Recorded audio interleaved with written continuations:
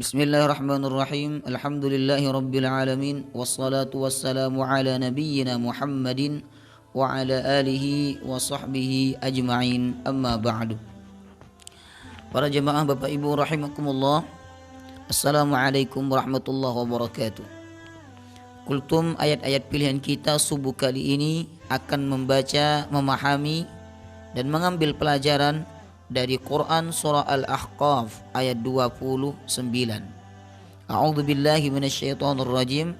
Wa id sarafna ilaika nafaram minal jinni yastami'unal Qur'an. Dan ingatlah ketika kami hadapkan kepadamu Muhammad nafaron, segolongan, minal jinni, dari jin, yastami'unal Qur'an, mereka mendengarkan bacaan Al-Quran yang dibaca oleh engkau wahai Muhammad. Falamma hadaruhu qalu ansitu, maka ketika mereka menghadiri pembacaan itu, mereka berkata kepada teman-temannya, ansitu, diamlah, dengarkanlah, perhatikanlah dengan baik. Falamma qudiya wallau ila qaumihim mundirin. Kemudian setelah bacaan yang dibaca oleh engkau wahai Muhammad sudah selesai, lalu mereka kembali kepada kaumnya untuk memberikan peringatan. Para jemaah rahimakumullah, sebelum kita memasuki faedah ayat ini, perlu diketahui bahwa ayat ini merupakan informasi langsung dari Allah tentang segolongan pimpinan-pimpinan jin yang menyimak bacaan Al-Qur'annya Rasulullah SAW, yaitu bacaan Al-Qur'an yang dibaca oleh Nabi sepulangnya Rasulullah dari negeri Taif, tepatnya ketika di tengah perjalanan beliau melaksanakan sholat subuh. Para jemaah rahimakumullah, sejumlah riwayat menyebutkan bahwa golongan jin itu ada yang mengatakan berjumlah 9 jin. Ada pula riwayat lain yang menyebutkan golongan jin itu berjumlah 7. Kemudian ketika mereka mendengarkan bacaan Al-Quranul Karim, salah satu dari jin itu mengingatkan teman-temannya, yaitu ansitu, diamlah, perhatikanlah bacaannya. Lalu sesudah itu, maksudnya sesudah mereka mendengarkan bacaan Al-Quran yang dibaca oleh Rasulullah, mereka kembali kepada kaumnya untuk mengingatkan dan mengajak kaumnya untuk kembali kepada jalan yang benar, beriman kepada Allah, Rasulullah, dan beriman kepada kitab suci Al-Quranul Karim. Para jamaah rahimakumullah, itulah kandungan surah Al-Ahqaf ayat 29 secara umum. Kemudian kita masuk kepada faedah ayatnya. Adapun faedah pertama yang bisa kita ambil dari ayat tersebut adalah bahwa jin itu ada yang iman dan ada yang kafir, sebagaimana manusia. Bahkan jin juga memiliki suku-suku sebagaimana manusia.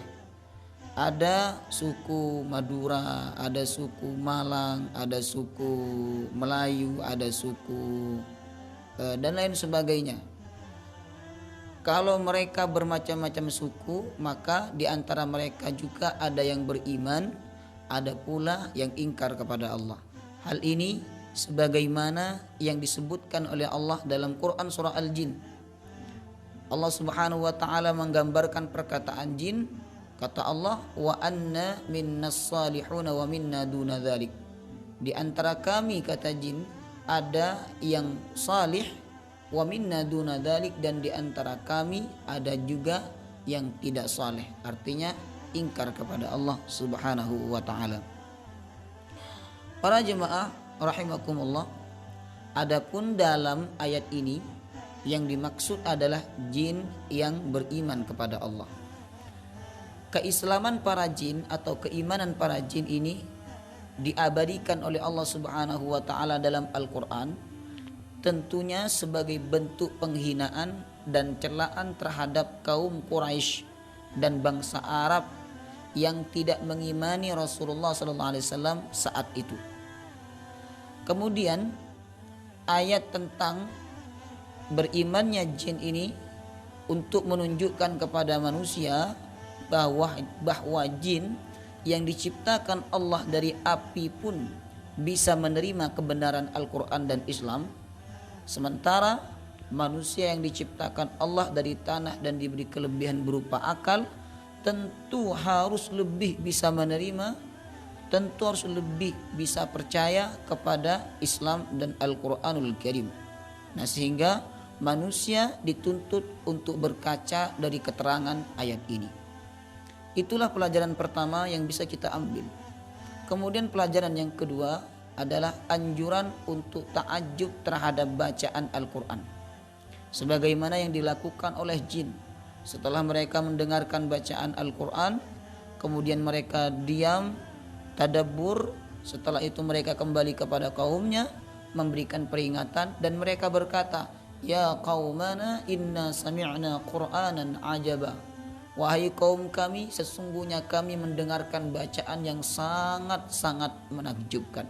Masya Allah, jika jin takjub, kagum terhadap ayat-ayat Al-Quran yang dibacakan, maka tentu kita sebagai manusia yang beriman kepada Allah Subhanahu wa Ta'ala harus lebih kagum, lebih merasa bangga dan lebih takjub terhadap ayat-ayat Al-Quran yang dibacakan.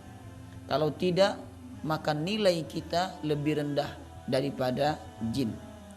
Para jemaah rahimakumullah, tentu takjub terhadap bacaan Al-Quranul Karim ini sangat penting dan sangat utama bagi kehidupan kita sebagai orang beriman.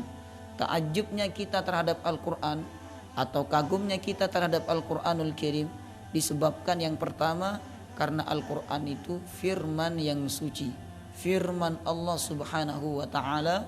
Kemudian yang kedua, ayat demi ayat daripada kitab suci Al-Quran itu sangat indah, sangat istimewa, dan tidak ada kitab yang lebih indah sastranya dibandingkan kitab suci Al-Quranul Karim.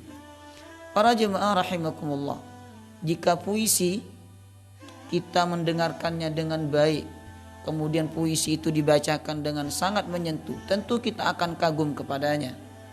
Lalu kenapa ketika Al-Quran dibacakan respon hati kita biasa-biasa saja?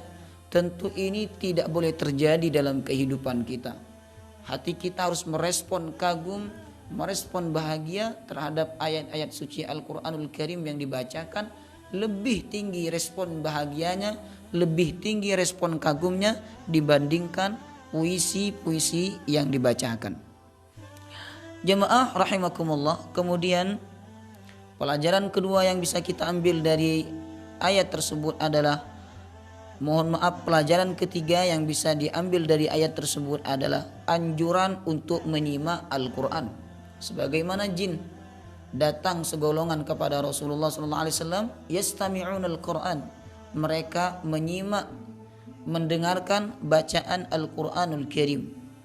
Allah melalui ayat ini ingin mengajak manusia dan ingin menegur manusia untuk kembali kepada Al-Quranul Karim dan untuk mendengarkan bacaan Al-Quran. Jangan sampai seperti orang Yahudi, jangan sampai seperti orang-orang kafir Mekah ketika dibacakan ayat Al-Quran kepada mereka, fi adhanihim waqra, di telinga-telinga mereka ada penutup. Ada sebagian riwayat yang mengatakan mereka menutup telinga-telinga mereka untuk tidak mendengarkan bacaan Al-Quran. Sungguh perbuatan mereka itu lebih buruk daripada jin, sebab jin tidak melakukan perbuatan demikian. Segolongan dari mereka justru mendengarkan bacaan Al-Quran yang dibaca oleh Rasulullah SAW. Dan dari sini kita dapat mengambil kesimpulan betapa mulianya orang yang mendengarkan bacaan Al-Quran.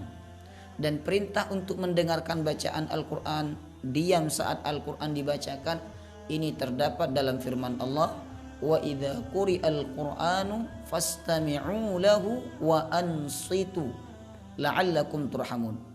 Apabila Al-Quran dibacakan kepada kalian, fastami'u lahu, dengarkan ayat-ayatnya, wa ansitu, dan diam, la'allakum turhamun, agar kalian mendapatkan rahmat. Menurut ayat tersebut bahwa Al-Quran didengarkan dapat pahala, apalagi dibaca, dipahami, dan diamalkan dalam kehidupan kita sehari-hari. Bapak Ibu wali santri jamaah rahimakumullah, perlu diketahui bahwa mendengarkan bacaan Al-Quran itu terutama di bulan suci Ramadan, pahalanya sama dengan orang yang membacanya. Bila kita membaca Al-Quran satu huruf bernilai 10 kebaikan, begitu juga ketika kita mendengarkannya, setiap huruf yang kita dengarkan bernilai 10 kebaikan. Para jemaah rahimakumullah, membaca Al-Quran kita akan mendapatkan naungan rahmat Allah. Begitu pula ketika mendengarkan bacaan Al-Quran, Allah akan merahmati kita. Ya, inilah yang kemudian dicontohkan oleh Rasulullah SAW. Meskipun Al-Quran diturunkan kepada Nabi Muhammad dan beliau setiap malam pada malam bulan Ramadan mendengarkan bacaan Al-Quran dari malaikat Jibril. Kadang Rasulullah membacakan Al-Quran, malaikat Jibril mendengarkan. Namun beliau SAW tetap senang dan mendengarkan bacaan Al-Quran yang dilantunkan oleh para sahabatnya. Bahkan suatu ketika Nabi SAW meminta secara khusus kepada sahabat Abdullah bin Mas'ud untuk membaca kitab suci Al-Quran dengan suara yang keras agar Nabi bisa mendengarkan bacaan Al-Quran tersebut. Kisah ini kemudian disebutkan oleh Imam Al-Bukhari dalam kitab sahihnya. Para jemaah rahimakumullah, itulah pentingnya kita mendengarkan, menyimak saat ada ayat Al-Quranul Karim dibacakan. Maka adapun adabnya ketika kita mendengarkan bacaan Al-Quran, kata Allah, wa ansitu, diam. Oleh karena itu ketika kita hendak nyetel murattal Al-Quran atau ada orang yang membaca Al-Quranul Karim, diam. Jangan sampai nyetel ayat Al-Quran, setel murattal Al-Quran, tapi kita sambil berbicara, kita sambil ngobrol dengan teman kita. Itu merupakan adab yang tidak baik, dan orang yang seperti ini tidak mendapatkan pahala mendengarkan bacaan Al-Quranul Karim. Kemudian pelajaran ketiga yang bisa kita ambil dari ayat tersebut adalah anjuran untuk mendakwahkan Al-Quran sebagaimana yang dilakukan oleh jin. Falamma qudiya wallau ila qaumihim mundirin. Ketika mereka sudah mendengarkan bacaan Al-Quran, mereka sudah menyimak bacaan Al-Quran, lalu kemudian mereka wallau ila qaumihim mundirin. Mereka kembali kepada kaumnya mundirin untuk memberikan peringatan. Jin tidak hanya ada yang beriman, tidak hanya ada yang Islam. Di antara mereka ada yang mengajak kaumnya untuk kembali kepada jalan Allah Subhanahu wa taala, berdakwah. Itulah yang harus kita contoh Bapak Ibu, di mana kewajiban kita terhadap kitab suci Al-Quran ini tidak hanya mendengarkan, tidak hanya membaca, tidak hanya memahami, tidak hanya menghafalkan, mengamalkan, tapi di samping itu kita punya kewajiban untuk mendakwahkan isi kandungan Al-Quran kepada orang lain. Baik kita dakwahkan cara bacanya, kita dakwahkan isi kandungannya, kita dakwahkan hal-hal yang berkaitan dengan kitab suci Al-Quranul Karim. Sebab hidup ini, apalagi bagi orang beriman, itu belum sempurna imannya kalau kita belum berdakwah, kalau kita belum mengajak orang lain untuk masuk ke jalan Allah Subhanahu wa ta'ala. Dan berdakwahlah semampu kita Bapak Ibu. Jika kita mampu berdakwah dengan harta, silakan dakwah dengan harta. Jika mampu berdakwah dengan tulisan, silakan berdakwah dengan tulisan. Mampu berdakwah dengan lisan, silakan berdakwah dengan lisan. Mampu berdakwah dengan alat-alat tertentu, silakan berdakwah dengan alat-alat itu. Mampu berdakwah dengan keahlian kita, silakan berdakwah dengan keahlian kita.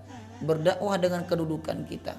Kalau kita tidak mampu semuanya itu, minimal kita mendukung atau mendoakan orang-orang yang sedang berjuang berdakwah, mengajak orang lain ke jalan Allah Subhanahu wa ta'ala. Dan perlu diketahui bahwa dakwah ini merupakan kewajiban atas setiap masing-masing orang yang beriman kepada Allah Subhanahu wa ta'ala. Rasulullah bersabda, "Idza ra'a minkum munkaran falyughayyirhu biyadihi." Jika engkau melihat sesuatu yang mungkar, cegahlah kemungkaran itu dengan tanganmu jika engkau kuasa.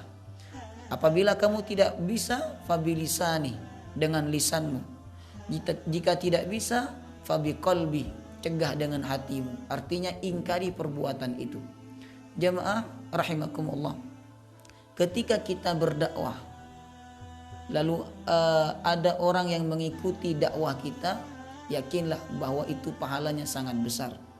Bahkan dikatakan dalam sebuah hadis, siapa yang menunjukkan orang lain kepada kebaikan lalu orang itu mengikuti kebaikannya, maka dia mendapatkan perkara lebih baik daripada unta merah. Unta merah merupakan kendaraan istimewa di zamannya Rasulullah.